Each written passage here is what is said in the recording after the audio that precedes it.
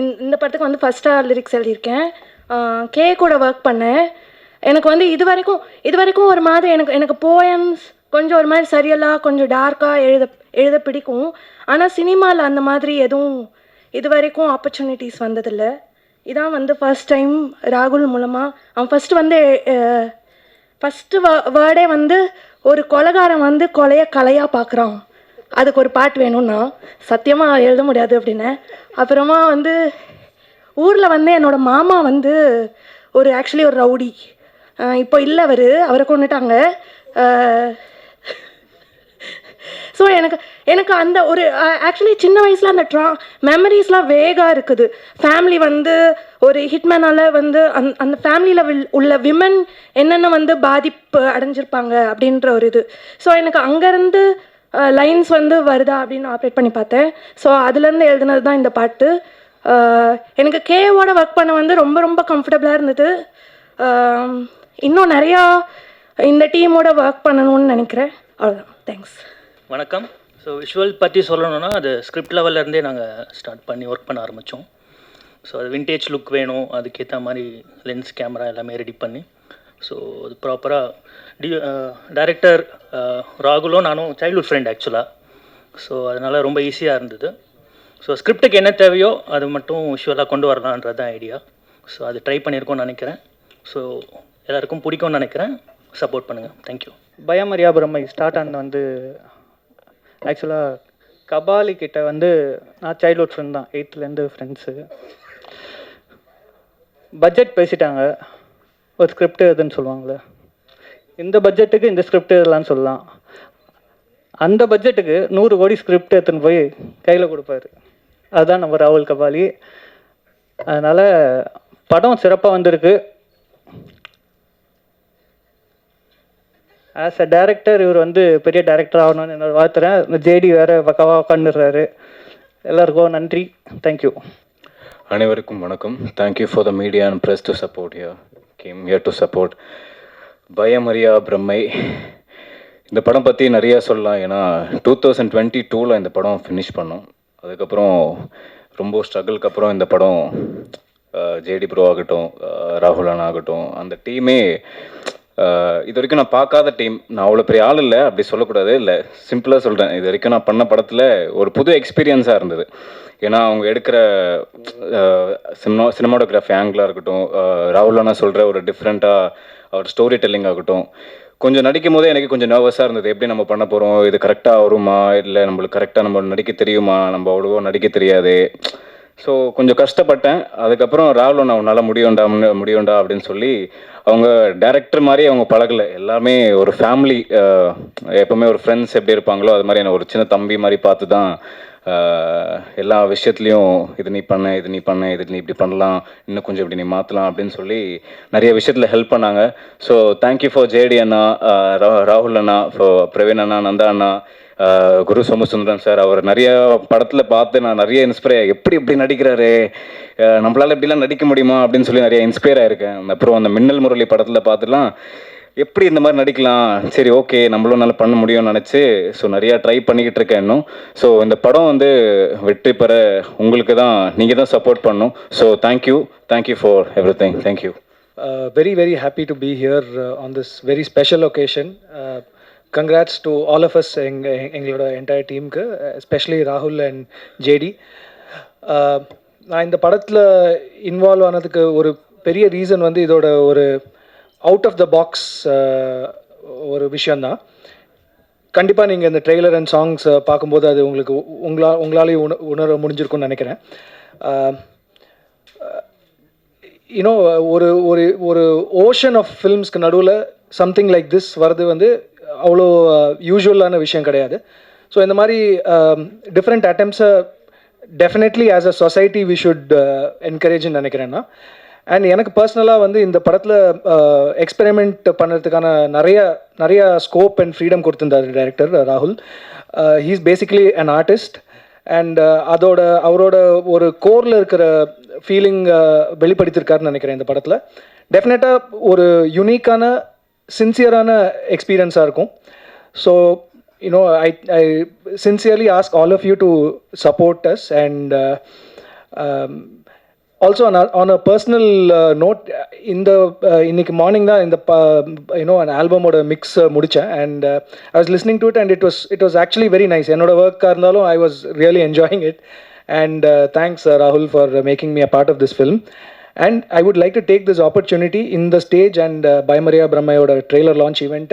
I wanted to, another thought came to my mind today because நான் வந்து ப்ரெஸ்ஸுக்கு முன்னாடி பேசி ரொம்ப வருஷம் ஆச்சு. I've been doing other language films and I've not had the opportunity to the usual people meet பண்ணதுக்கு ரொம்ப வருஷத்துக்கு அப்புறம் நான் இது பண்ணுறேன். So at this point I would like to place on record I'm rethinking back where I started my career as a music composer.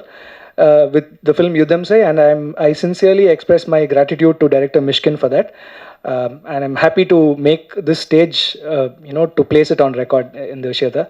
Thank you everybody, thank you, and thanks for your support. Thank you.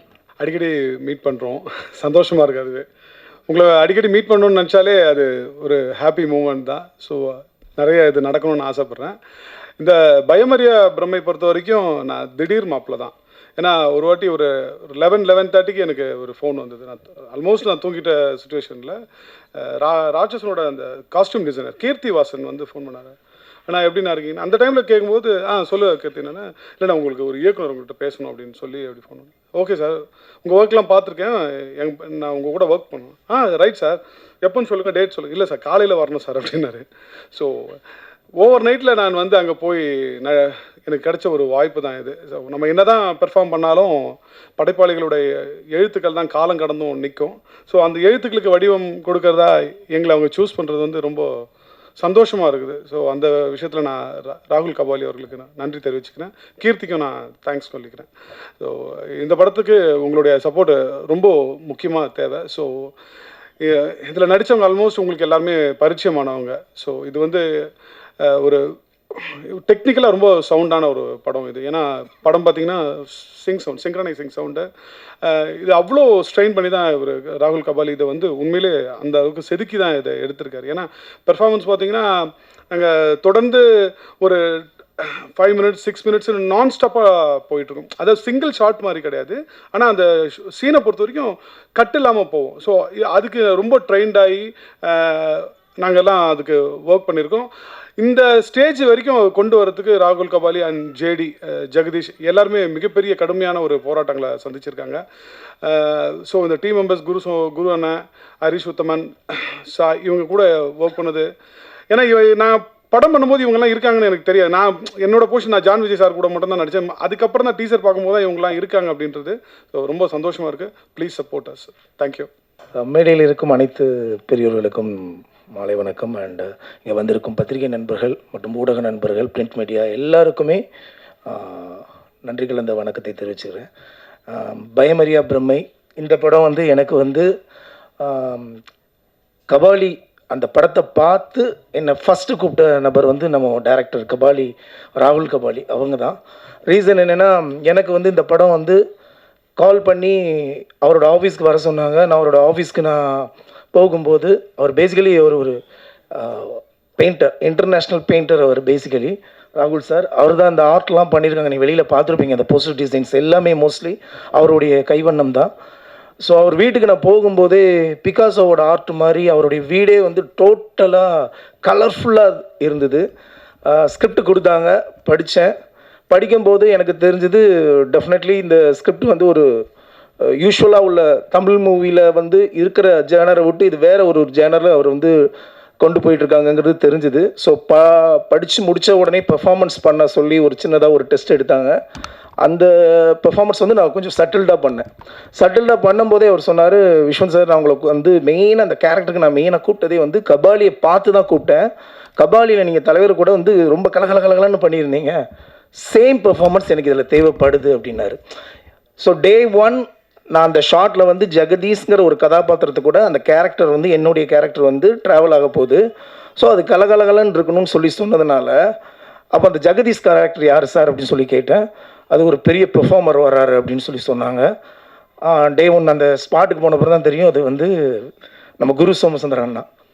So அந்த மாதிரி ஒரு ஜாம்பவான் sir கூட நான் நடிக்கும்போது எனக்கு உண்மையிலேயே ரொம்ப happy.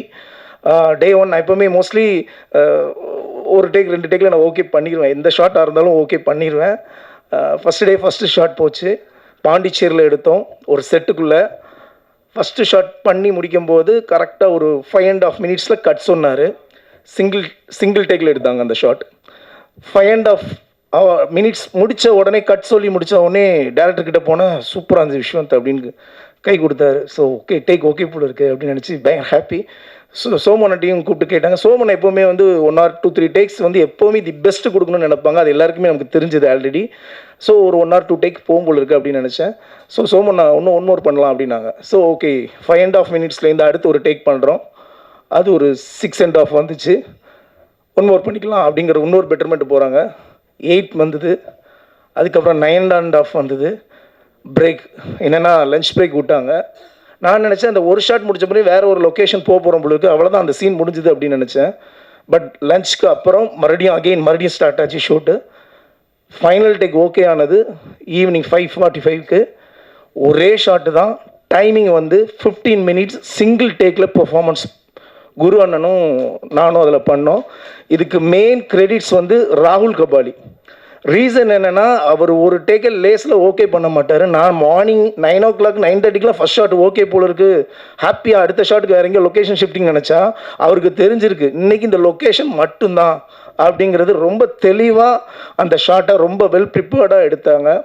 15 minutes single tackle அதை பண்ணியிருக்கோம். நீங்கள் அதை பார்க்கும்போது டெஃபினெட்லி இந்த பெர்ஃபார்மன்ஸ் வந்து தமிழ் சினிமாவில் ஒரு அடுத்த கட்டமாக இன்டர்நேஷ்னல் லெவலில் ஒரு விஷயத்தை முயற்சி பண்ணியிருக்காருங்கிறது உங்கள் எல்லாருக்குமே தெரியும். அதே நேரத்தில் ராகுல் சாரை பற்றி நான் ஒரு சின்ன விஷயம் சொல்லிக்க விரும்புகிறேன். என்னென்னா பேசிக்கலி அவர் வந்து கிட்டத்தட்ட ஒரு 17 கண்ட்ரி பைக்லேயே வேர்ல்டு முழுக்க ரைடு போயிருக்கிறார். ஸோ உலகம் முழுக்க போய் நிறைய விஷயங்களை லேர்ன் பண்ண விஷயத்த இந்த படத்தில் ஒரு பெயிண்டிங்காக அழகாக எழுத்துக்களோடு பண்ணியிருக்கிறாரு. இந்த மாதிரி ஒரு நல்ல படத்தில் நான் இருக்கிறது எனக்கு ரொம்ப ரொம்ப ரொம்ப ரொம்ப ஹாப்பி. அதே நேரத்தில் ஜாம்பவான் குரு அண்ணன் சிங்கிள் டேக்கில் எந்த விஷயத்தையும் லேஸில் எடுத்துக்க மாட்டாங்க, பெட்டர்மெண்ட் கொடுத்தாலும் ஃபைனல் டேக்கில் உலகமே பேசுகிற அளவுக்கு ஒரு பெர்ஃபார்மன்ஸ் கொடுப்பாங்க. ஸோ அவர் கூட நான் ட்ராவல் பண்ணது ரொம்ப ரொம்ப மகிழ்ச்சி. அண்டு ஹீரோ ஜெகதீஷ் சார் ரொம்ப நல்ல ஒரு பெரிய லெவலில் வரக்கூடிய ஒரு நபர் அவர். ஏன்னா எல்லாருக்கும் முதல் படமே இந்த மாதிரி ஒரு நல்ல வாய்ப்பு கிடைக்காது. ஒரு நல்ல படத்தில் அவருக்கு இவ்வளோ பெரிய ஒரு ஹீரோ கேரக்டர் கிடச்சிருக்கு. வாழ்த்துக்கள் ஜெகதீஷ் சார். அண்ட் இன்றைய விழா நாயகன் கே, வாழ்த்துக்கள் சார், சூப்பர் சார், கலக்கிருக்கீங்க. மியூசிக் சூப்பராக இருந்தது, உங்கள் சாங் டிஃப்ரெண்ட்டாக இருந்தது. நான் யுத்தம் சிலையே உங்கள் ஃபேன், அதே படத்தில் நானும் பண்ணியிருக்கிறேன். அட் சேம் டைம் இங்கே வந்திருக்க எல்லோரும் இந்த படத்தை பாருங்கள், ரொம்ப ஒரு பாசிட்டிவான ஒரு விஷயத்தை உங்கள் எழுத்துக்கள் மூலமாக எழுதுங்க. தேங்க்யூ, மகிழ்ச்சி. அனைவருக்கும் மாலை வணக்கம். Special thanks to all the press media friends, அண்ணனுங்க, ஃபேமிலிஸ் அண்ட் ஃப்ரெண்ட்ஸ். அகெயின் இதுவும் ஒரு ஃபேமிலி தான், அங்கே ஒரு ஃபேமிலி வந்திருக்கு, எங்கள் ஃபேமிலி. ஸோ ஃபுல் ஜேர்னியை சொல்லணுமா? ஸோ நாங்கள் ஷூட் போகிறதுக்கு ஒரு 1 year முன்னாடியே வந்து நாங்கள் 2 பேர் ஒர்க் பண்ணியிருந்தோம். நந்தா ப்ரோ, பிரவீன் ப்ரோ, எல்லோரும் ஒரு ஷார்ட் ஃபிலிமில். அதுவும் எக்ஸ்பெரிமெண்ட்லான ஒரு ஷார்ட் ஃபிலிம் தான். ஸோ அதில் தான் இன்ட்ரோ ஆனோம், அப்புறம் ஃப்ரெண்ட்ஸ் ஆனோம், அப்புறம் ஸ்டோரி டிஸ்கஸ் பண்ணோம். ஒரு ஸ்டோரி இருக்குது பண்ணலாம் அப்படின்ட்டு ஒரு ரேண்டமான ஒரு கான்வர்சேஷனில் தான் ஆரம்பிச்சிச்சு. பண்ணி முடிச்சிட்டோம் ஒரு வழியாக. ஸோ எங்கள் கடமையை முடிச்சிட்டோம், உங்கள்கிட்ட கொண்டு வந்துட்டோம். உங்களோட வரவேற்பு பொறுத்து தான் எங்களோட அடுத்த படைப்புகள். தேங்க்யூ. இங்கே வந்திருக்கும் அனைவருக்கும் என் முதற்கண் வணக்கம். ரொம்ப சந்தோஷமாக இருக்குது. ரொம்ப நாளைக்கு அப்புறம், அதாவது கிட்டத்தட்ட ஒரு 1.5 years 2 yearsக்கு அப்புறமா எனக்கு இப்படி ஒரு மேடை. ஏன்னா கேங்ஸ் ஆஃப் மெட்ராஸ், இரவில் நிழல், அதுக்கப்புறம் ஓடிடி வந்துடுச்சு. ஸோ ஓடிடியில் தான் பண்ண வேண்டியதாக போச்சு. அதுக்கப்புறமா ரொம்ப நாளைக்கு அப்புறமா தேட்டரில் ரிலீஸ் ஆகக்கூடிய படம் வந்து இதுதான். சந்தோஷமாக இருக்குது. உங்கள் எல்லாரையும் பார்த்தோன்னா கொஞ்சம் பதட்டமாகவும் இருக்குது. இந்த படத்தை பற்றி சொல்லணுன்னா இது எனக்கு பெரிய எக்ஸ்பிரிமெண்ட்டுன்னு தான் நான் சொல்லுவேன். பிகாஸ் மற்ற படங்கள்லாம் வந்து கூப்பிட்டு கதை சொல்லி இதுதான் உங்கள் கேரக்டர் அப்படின்னு டைம் கொடுப்பாங்க அண்ட் நிறைய விஷயங்கள் நம்மளுக்கு எக்ஸ்பிளைன் பண்ணுவாங்க. இங்கே அதெல்லாம் கிடையவே கிடையாது. முதல் நாள் கால் பண்ணார், இதுதான் கேரக்டர், உங்களுக்கு பிடிச்சிருக்கான்னு சொன்னார். எனக்கு பிடிச்சிருக்குன்னு சொன்னேன். நெக்ஸ்ட் டே போய் அதை நடிச்சு கொடுத்துட்டு வந்துட்டேன். அவ்வளோதான், இவ்வளோதான். இது ஒரு simple story. But the team பற்றி சொல்லணுன்னா ரொம்ப ஜென்யூன்லி ரொம்ப சூப்பர்வான டீம். அண்ட் படம் எடுக்கிறது பெரிய விஷயமே கிடையாது. அதை கரெக்டான இடத்துல போய் சேர்க்கறது ரொம்ப ரொம்ப பெரிய விஷயம். அதுக்கு அவங்க எவ்வளோ ஸ்ட்ரகிள்ஸை வந்து கிராஸ் பண்ணி வந்திருக்காங்கன்றது வந்து எங்கள் டீம் மெம்பர்ஸ்க்கு தான் தெரியும். ஸோ அதுவும் இப்படி ஒரு கான்செப்ட் இது புதுசாக இருக்கனால நிறைய பேருக்கு புதுசாக இருக்கலாம். இது என்னது, இது என்ன சொல்ல வராங்க அப்படின்ட்டு இருக்கலாம். ஸோ அதெல்லாம் தாண்டி ஒரு கரெக்டான இடத்துல வந்து சேர்க்கணும் அப்படிங்கிறதுல போராடி இந்த பொசிஷனுக்கு வந்திருக்கோம். So I am so happy இந்த மாதிரி ஒரு டீம் கூட ஒர்க் பண்ணதில். அண்ட் இது மாதிரி நிறைய படங்கள் அவங்க பண்ணணும், அவங்க டீம் கூட நிறைய ஒர்க் பண்ணணும்னு ஆசைப்பட்றேன். அண்ட் நீங்கள் சப்போர்ட் பண்ணுங்கள். கண்டிப்பாக உங்களுக்கு வந்து ட்ரெய்லர் அண்ட் ட்ரீசர் அண்ட் சாங்ஸ் எல்லாமே பிடிச்சிருக்கும் அப்படின்னு நம்புகிறேன். நீங்கள் எழுதுறதுல தான் இருக்குது. கண்டிப்பாக கொஞ்சம் பாசிட்டிவாக எழுதுங்க. அண்ட் உங்களுக்கு கண்டிப்பாக பிடிச்சிருக்கும். So thank you so much. வந்த அனைவருக்கும் மிக்க நன்றி. தேங்க்யூ. இது ஒரு ஃபஸ்ட்டு படம்ன்றதுக்காக இந்த ஒரு சப்ஜெக்ட் தான் எடுக்கணும், அந்த ஒரு சப்ஜெக்ட் தான் எடுக்கணுன்ற ஒரு மைண்ட் செட்டோடு போனதில்லை. ஸோ ஒரு டீமாக எங்களால் என்ன புல் ஆஃப் பண்ண முடியும், எங்களோட கெப்பாசிட்டி என்ன மாதிரி ஒரு ஸ்டோரிக்குள்ளே எங்களால் இதை ரேப் பண்ண முடியும் என்ற ஒரு ஐடியாவோட எடுத்த ஒரு படம் தான் இது. ஸோ மொத்த டீமுக்கும் ஒரு பெரிய தேங்க்யூ சொல்லிக்கிறேன். நிறைய ரொம்ப இம்சை பண்ணியிருக்கேன், அவங்கள ரொம்ப இம்சை பண்ணியிருக்கேன் எமோஷ்னலாக. அண்ட் எல்லாரும் பயங்கர பேஷண்ட்டாக ஒர்க் பண்ணாங்க. ஸோ இதுக்கு மேலே இந்த படம் வந்து ஒரு ஒரு இன்ட்ரெஸ்டிங்கான அனுபவத்தை உங்களுக்கு கொடுக்கும். உங்கள் பார்க்குற ரெகுலரான படங்கள்லாம் சொல்லக்கூடாது, தவறான விஷயந்தான். வர படங்களில் இது வந்து ஒரு இன்ட்ரெஸ்டிங்கான ஒரு எஃபர்ட்டாக இருக்கும். அந்த ஒரு ஆஸ்பெக்டோடு இந்த படத்தை போய் பாருங்கள், பார்த்துட்டு உங்களுக்கு பிடிச்சதை எழுதுங்க. அவ்வளோதான். நன்றி, வணக்கம், தேங்க்யூ. எல்லாருக்கும் வணக்கம். குறிப்பாக ஊடகத்துறை, பத்திரிகைத்துறை நண்பர்கள் அனைவருக்கும் என்னுடைய வணக்கங்கள். பயங்கரமான வெயிலுக்கு பிறகு இப்போ தான் வெயில் குறைய ஆரம்பிச்சிருக்குது. நான் இது வரைக்கும் பார்த்ததே கிடையாது இந்த மாதிரி ஒரு வெயிலை லைஃப் டைம். எல்லா இடத்துலையும், not only in Chennai, all over Tamil Nadu, all over India, full வெயில் வெயில் வெயில். இப்போ கொஞ்ச காலமாக மழை பெஞ்சிச்சு. 2 நாளைக்கு முன்னாடி ஒரு அழகான வானவில் 2 தெரிஞ்சுது, பார்த்தீங்களா எல்லோரும்? ரொம்ப சூப்பராக இருந்துச்சு 2 நாளைக்கு முன்னாடி. ஸோ ரொம்ப அழகான சென்னை. இந்த டீம் வந்து எனக்கு திடீர்னு அறிமுகமானது. நான் அப்போ ஒரு மூணாரில் ஒரு படப்பிடிப்பில் இருந்தேன். அப்போ ராகுல் கபாலி கால் பண்ணார், இது மாதிரி ஒரு கதைக்கு கேட்க முடியுமான்னு. நான் இதுமாதிரி மூணாரில் இருக்கேன், வந்து கேட்குறேன்னொன்னே, இல்லை நாங்கள் வரோம் அப்படின்ட்டாங்க. ஓ, இவ்வளோ ஆர்வமாக இருக்காங்களே அப்படின்னு நினச்சேன். சரி, உடனே மறுநாள் வந்துட்டாங்க. மறுநாள் வந்துட்டு, எங்கே இருக்கீங்க? உங்கள் ஹோட்டலுக்கு எதிர்த்தாப்புல தான் இருக்கோம், நாங்கள் வரோம், இல்லை நீங்கள் வரீங்களா அப்படின்னாங்க. இல்லை நானே வரேன் அப்படின்னு சொல்லிட்டு போய் கதை கேட்டேன். கதை பிடிச்சிருந்தது. அதுக்கப்புறம் ஸ்கிரிப்ட் படிக்கலான்னு சொல்லிட்டு ஸ்கிரிப்ட் கேட்டேன். ஸ்கிரிப்ட் படிச்சுட்டு உடனே கால் பண்ணேன். ஐயோ, என்னையா அது, கையெல்லாம் ரத்தமாயிருச்சு ஸ்கிரிப்டை புரட்டி இவ்வளோ ரத்தம் இருக்குது. இல்லை அது ஸ்கிரிப்டில் தான் இருக்கும், அது படத்தில் பார்க்கும்போது அவ்வளோ தெரியாது, நீங்கள் அதை பற்றி கவலைப்படாதீங்க, உங்களுக்கு பிடிச்சிருக்குறா அப்படின்னு கேட்டார். எனக்கு பிடிச்சிருக்குதுன்னு. தென் பாண்டிச்சேரியில் ஷூட்டிங் ஸ்டார்ட் ஆனது. எனக்கு வந்து இந்த மிஸ் ஆன் சீன் சொல்லுவாங்கள்ல, ஒரே சிங்கிள் ரொம்ப லாங்காக ஒரு டைம் வந்து ஒரு டேக் எடுத்துகிட்டு போகிறது, அதில் நடிக்கிறதுக்கெலாம் எனக்கு ரொம்ப ஆசை இருக்கும். எல்வி பிரசாத்தினுடைய ஸ்டூடெண்ட்ஸ், எஸ்பெஷலி டைரக்ஷன், அந்த ஸ்டூடெண்ட்ஸினுடைய ஆஸ்தான மிஸ் ஆன் சீன் ஆக்டர் நான் தான் ஒரு பீரியடில். மிஸ் ஆன் சீன்னா வந்து ஒரு 5 மினிட்ஸ் ஃபிலிம் கொடுத்துருவாங்க அவங்களுக்கு. அந்த ஃபிலிம் வந்து 16 mm ஃபிலிமு. ஸோ அந்த 5 மினிட்ஸில் ஒரே படம் எடுத்துடணும், 5 மினிட்ஸ் படம், கட் எதுவும் இல்லாமல். ஸோ நான் வந்து நிறையா டைலாக்ஸ் எல்லாம் நல்லா மனப்படம் பண்ணிடுவேன். கோ ஆக்டர்ஸ் ஏதாவது மிஸ் பண்ணால் கூட அவங்கள அப்படியே கூட்டி எடுத்துகிட்டு போயிடுவேன்.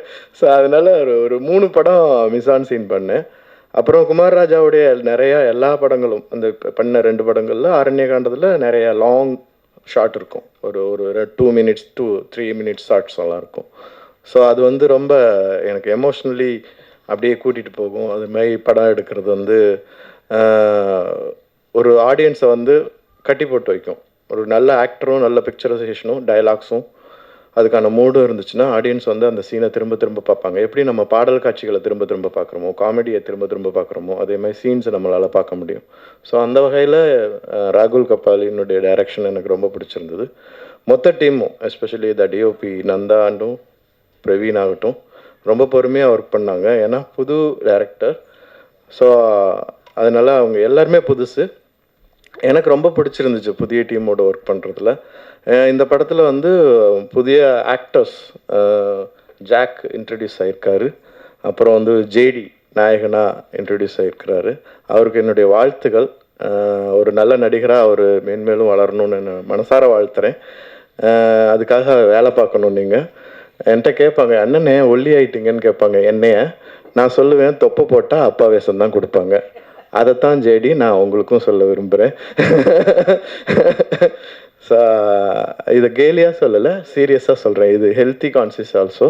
ஸோ ஜேடிக்கும் ஜாக்குக்கும் இன்ட்ரடியூஸ் ஆகிற ஆக்டர்ஸ்க்கு என்னுடைய வாழ்த்துக்கள். அப்புறம் கேனுடைய மியூசிக் ரொம்ப நல்லாயிருக்கும், நல்லா இருக்குது, நீங்கள் பார்த்துருப்பீங்க. அப்புறம் இதில் லிரிக்ஸிஸ்டாக இன்ட்ரடியூஸ் ஆகிற வெரோனிகாவுக்கும் என்னுடைய வாழ்த்துக்கள். அவங்களுடைய வரிகள் ரொம்ப பவர்ஃபுல்லாக இருக்குது. எஸ்பெஷலி சாம்பல்கள் நிற கனவுகள் அந்த இது வந்து ரொம்ப நல்லா இருக்குது. அவங்களுக்கும் என்னுடைய வாழ்த்துக்கள். இந்த படம் ரொம்ப நல்லா வந்திருக்குது. இதில் ஒர்க் பண்ண எல்லாருக்கும் என்னுடைய வாழ்த்து தெரிவிச்சுக்கிறேன். நீங்களும் மீடியா நண்பர்கள் இந்த படத்தை பொதுமக்களுக்கு நல்லபடியாக கொண்டு செல்லணும்னு வேண்டி விரும்பி கேட்டுக்கிறேன். ரொம்ப நன்றி. So now questions are over to press. நீங்கள் உங்கள் கேள்வி கணைகளை தொடுக்கலாம். சார், பயம் அறியாமல் இருக்கிறதே ஒரு பிரம்மை தானே, அது என்ன பயமறியா பிரம்மை? பயமறியா பிரம்மை என்பது ஒரு மனநிலை மாதிரி. ஸோ நாம் ஒரு தவறு செய்யணும்னு நினைக்கிறோம், ஆனால் ரியல் வாழ்க்கையில் அதை செய்ய மாட்டோம். ஆனால் நம்ம மைண்டுக்குள்ளே அதை ஒரு ப்ராசஸ் பண்ணி அதில் தவறு செஞ்சு பார்ப்போம். ஸோ அந்த ஆஸ்பெக்ட் தான், அந்த மனநிலையை தான் நான் பயமறியா பிரம்மை என்று நான் மென்ஷன் பண்ணியிருக்கேன். ஒரு கபாலி விஸ்வந்த், ஒரு கபாலி நடித்தார். கபாலி நீங்கள் ராகுல் கபாலினா அப்பா பேர் அந்த மாதிரி? அப்பா பேர் கபாலி.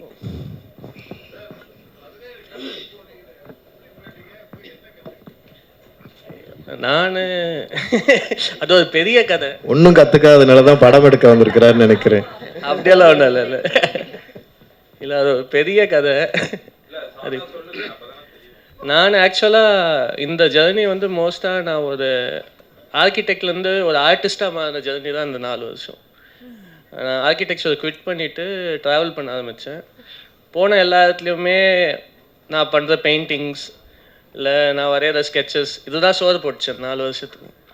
ஸோ கன்சிஸ்டண்ட்டாக ஒரு ஆர்ட் ஒர்க் மேலே ட்ராவல் பண்ணி இந்த ஒரு கண்ட்ரீஸ்க்கான வீசாஸு, அந்த விஷயங்கள், காசு, இந்த விஷயங்கள் எல்லாத்தையும் ஃபுல்ஃபில் பண்ணிட்டு இருந்தேன். ஸோ ஒரு பாயிண்ட்டுக்கு மேலே இந்த வேர்ல்டுக்கு நான் யார், இந்த ஒரு கொஷின் வந்து இன்னொரு கொஷின் இருக்கும் இல்லைங்களா, நாம் யார் இந்த உலகத்துக்கு. என்னை பொறுத்த வரைக்கும் நான் ஒரு ஹானஸ்டான ஆர்டிஸ்ட்.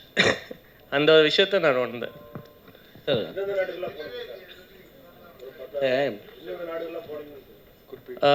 நான் வந்து பைக்கில் நான் ட்ராவல் பண்ணது வந்து இங்கேருந்து சவுத் ஆஃப் இந்தியாவிலேருந்து ஆரம்பித்து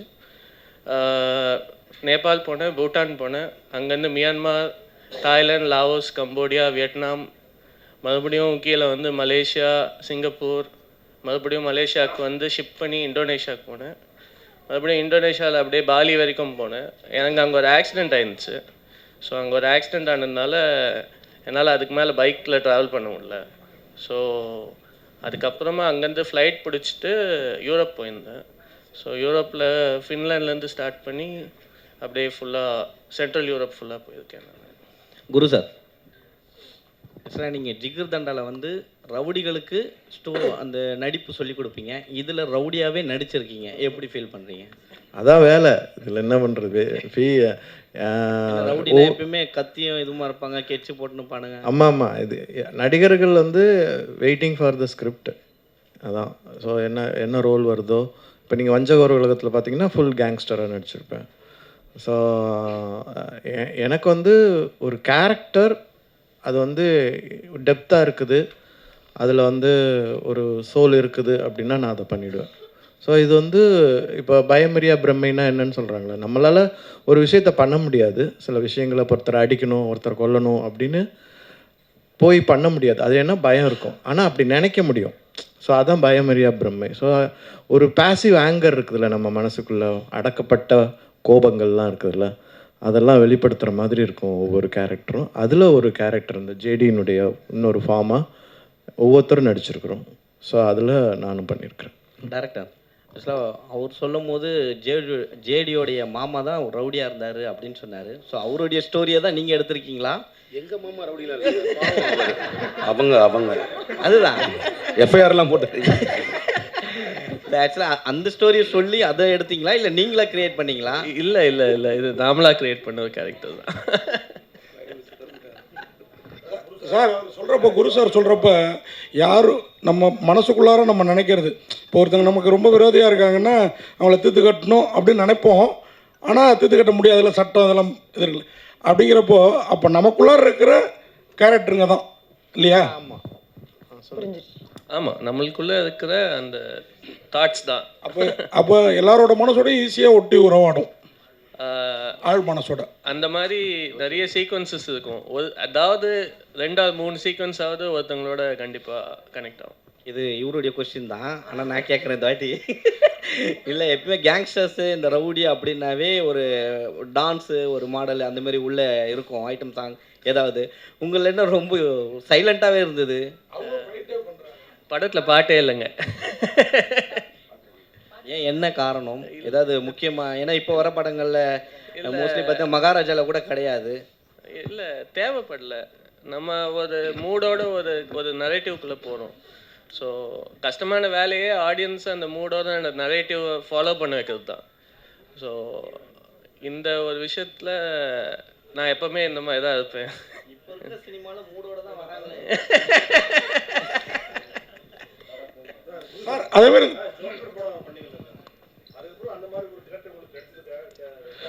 இல்லை, ஒரே மாதிரி படம் பண்ண முடியாது. ஆக்சுவலாக எனக்கு வந்து இப்போ அது மாதிரி பண்ணணும்னு விருப்பம் இருக்குது. ஒரே மாதிரி கதைகள், ஜோக்கர் மாதிரி அந்த போராட்ட களம். நான் ஒரு ஆர்டிஸ்ட்டு, நான் வந்து போராளி கிடையாது. ஸோ எனக்கு அதே மாதிரி கதைகள் பண்ணுறதுல இஷ்டம் இல்லை தான். நான் அதனால தான் அந்த மாதிரி கதைகளை சூஸ் பண்ணலை. ஆமாம், வந்ததுன்னா நான் அதில் இன்னும் நல்ல ஸ்கிரிப்ட் வேல்யூ நல்லா இருந்ததுன்னா பண்ணியிருப்பேன். பட் அதே பேட்டர்னில் இருக்கும்போது நான் அதை பண்ண விரும்பலை. அது காரணம் என்னென்னா, நான் ஒரு 10 ஆண்டுகள் வந்து ஒரு நாடகத்துறையில் இருந்திருக்கேன், கூத்துப்பற்றையில். நிறைய விஷயங்கள் கற்றுட்டு இருக்கும்போது நான் ஏன் ஒரு வடை மட்டுமே போடணும்? எனக்கு பூரி, பொங்கல், பிரியாணி எல்லாம் பண்ண தெரியும். ஸோ அதையும் சேர்த்து பண்ணலாமேன்னு வெயிட் பண்ணுறேன். தேங்க்யூ.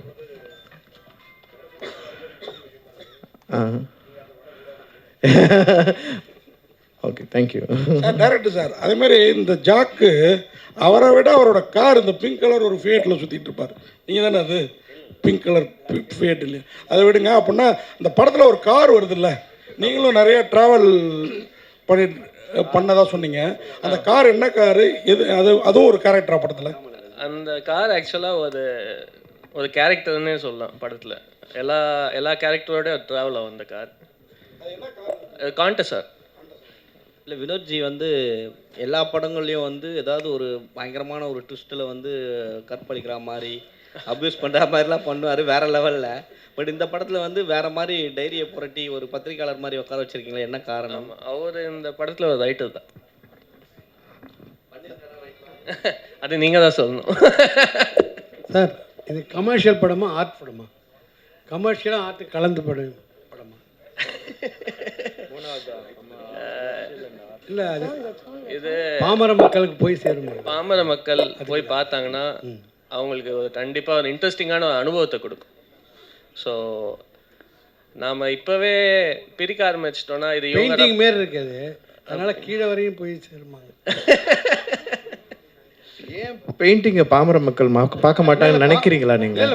ரசிகர்கள் இருக்காங்க, அதுக்குன்னு ஒரு ஜானர். இப்பெல்லாம் பாமர மக்கள்லாம் இல்லைங்க.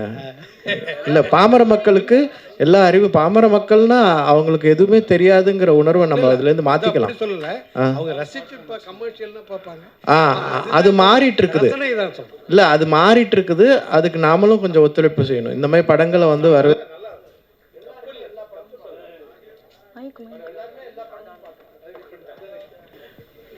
இது ஓகே. நாம் வந்து இது வந்து ஒரு தீசிஸ் மாதிரி ஒரு பர்டிகுலர் சப்ஜெக்ட், ஒரு ஐடியாவை தான் டிஸ்கஸ் பண்ணியிருப்போம் படம் ஃபுல்லாகவே. எது கரெக்டு, எது தவறு, இந்த ஒரு ஆஸ்பெக்ட் ஒன்று இருக்கும். அந்த ஒரு ஆஸ்பெக்ட்குள்ளே போகிற ஒரு கான்வர்சேஷன் தான் இந்த ஒரு படம்.